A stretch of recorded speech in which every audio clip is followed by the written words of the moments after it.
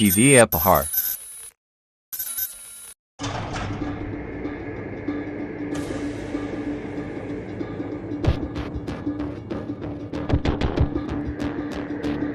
কোনো ভূত বাংলায় আমরা উপস্থিত নই।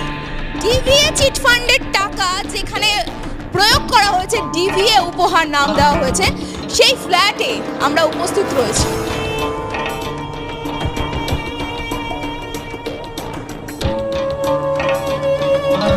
দেখুন ইলেকট্রিসিটির পরিস্থিতি কি রয়েছে এই ফ্ল্যাটে, যে মানুষগুলো এখনো পর্যন্ত এই ফ্ল্যাটে রয়েছে, বুঝতে পারছেন আপনারা, খোলা অবস্থায় তারগুলো রয়েছে। এখান থেকে যদি কোনো বিপদ আসে, এর দায়টা কে নেবে? কোনো শর্ট সার্কিট হয়ে গেলে সেই মানুষগুলো প্রাণ সংশয়ে দিন গুজরান করছে, তার দায় কে নেবে?